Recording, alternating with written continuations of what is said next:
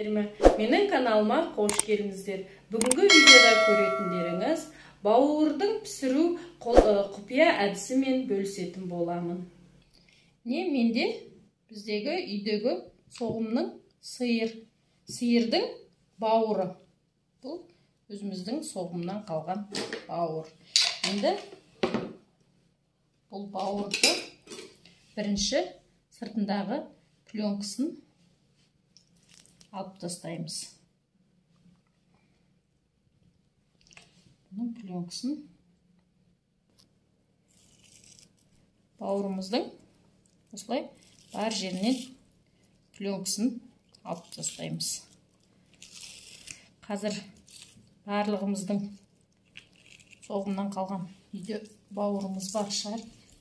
Соны алып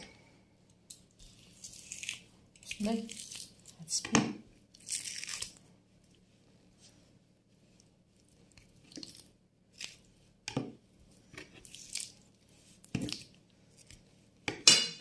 шешіп алып тастайық.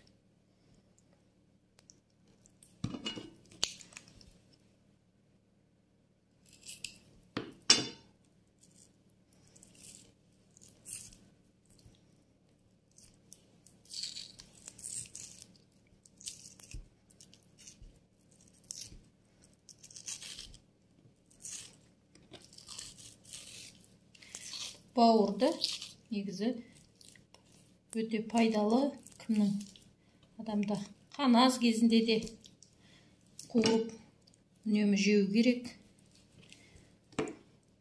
Бізде барлығы осы бауырды, жолдасым да жақсы көреді қуырып жегенді. Осы соғымның қалған бауырын әртүрлі әдіспен үйде жасаймыз. Енді бүгін осы бір әдіспен бауырды қуырып сіздерге көрсетейін деп. Барлық бауырымыздың сыртындағы пленкасын осылай шешіп алып тастаймыз. Енді бауырымызды өте ұсақ қылмай, үлкендеу қылып турап аламыз. Мынандай турасаңыздар, қуырғанға, пісіргенге әйбат болады.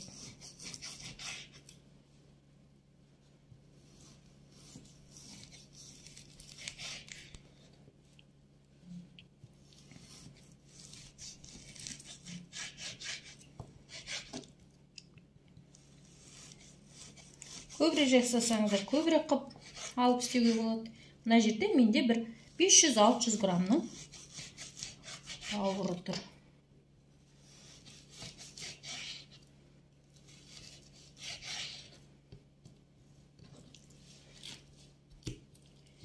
Жағымызды тұтынай.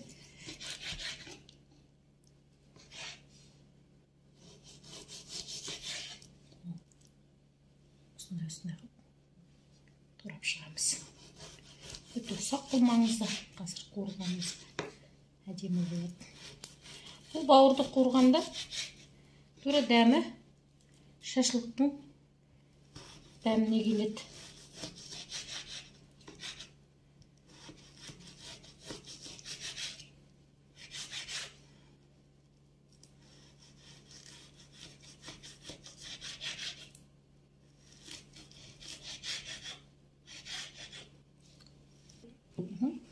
Бауырымызды барлығын турап алдым. Енді бұны ыдысымызға салып,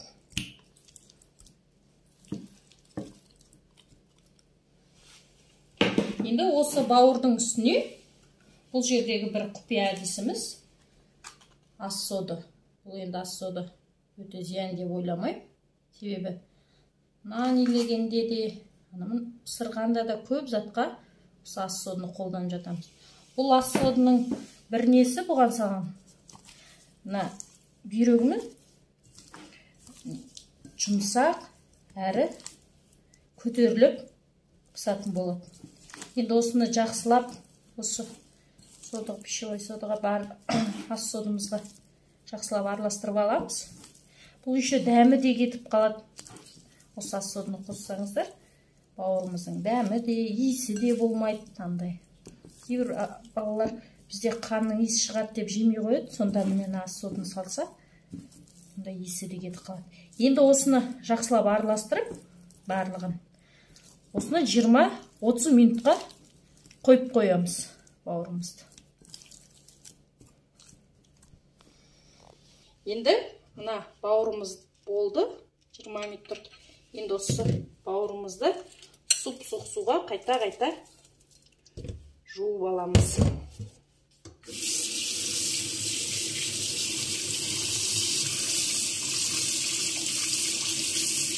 Асылымыз кеткенше жуып аламыз.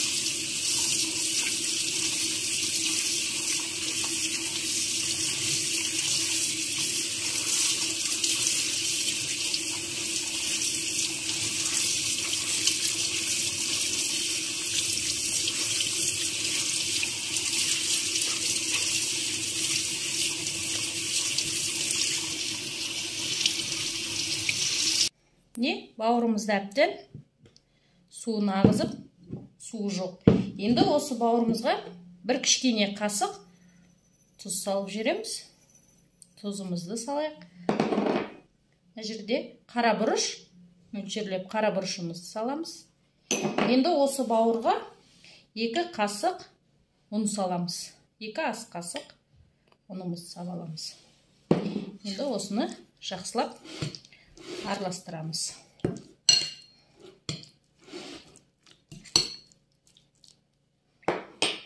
Қасықтан гөрі қолмен барлығына тиісін.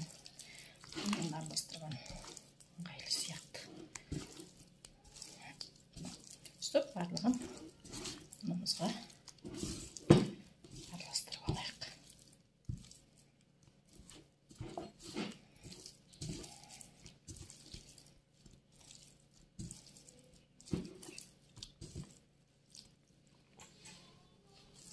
Табамызды қыздырып аламыз да, майды көбірек құймаймыз. Майды кішкене ғана сұйық қоямыз. Майымызды құйып алған соң, енді жаңағы бауырымызды қуырамыз.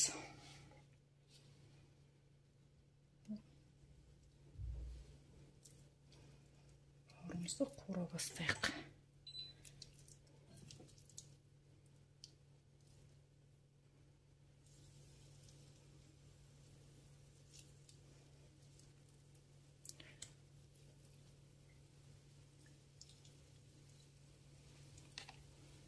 Бауырымызды жақсылап, 2 жағын қызартып қуырамыз.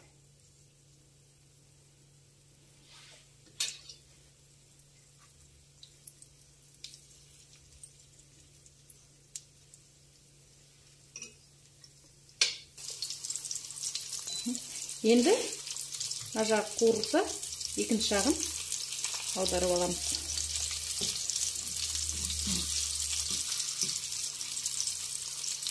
Жағын аударып,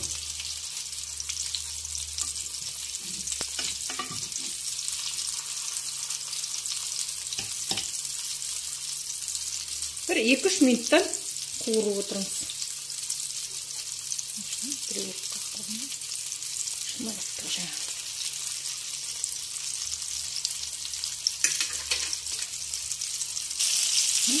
Бауырымыз қуырылып болды. Şimdi pişirip alalım.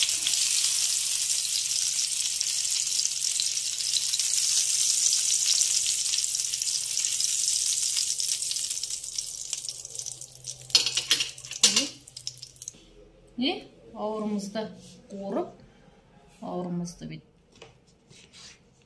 бөліп көрсеткім келді. Өте жұмсақ, жақсы қуырылып жатыр. Енді бұл бауырды өзінің күрөзін жегеннен гөрі бұның жанына кішкене табамызға сарымсағымызды қуырып жеген дәмдірек болады. Сол үшін мен мына жерде қазір кішкене сарымсақ пиязымды турап табаға кішкене қуырып аламын.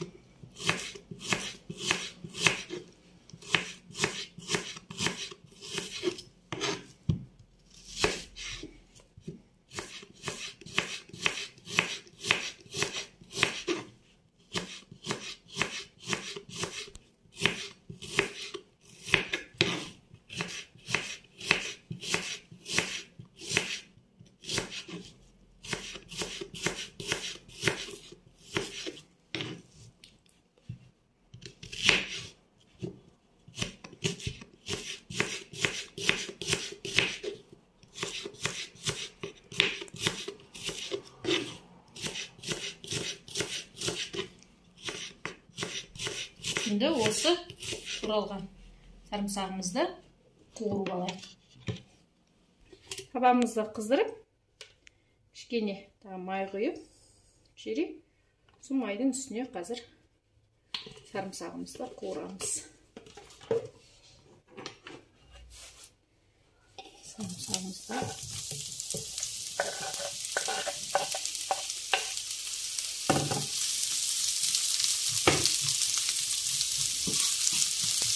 кішкене қуырып, бұл сарымсақтың үстіне әркім қалай жанына не болмаса күріш, пюре жасап жеулеріңізге де болады.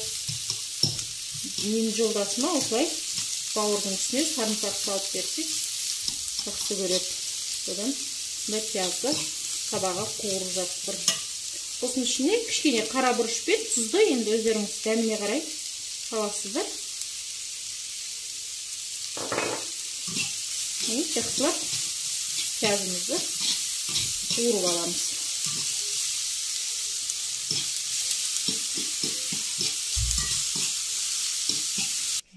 Міне үстіне пиязымызды қуырып салдық.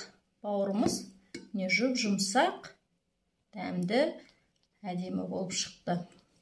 Барлық ас содының құпиясы осы жұмсақтығында, және де воздушный дейді, жоғары көтеріліп әдемі болып шықты. Осы бауырымның құпия әдісіндегі рецептім ұнап жатса, менің қазақша каналымды қолдап, лайк басып, комментарий жазып, подписка жасауды ұмытпаңыздар. Сіздерге қолдау күтемін. Сау болыңыздар.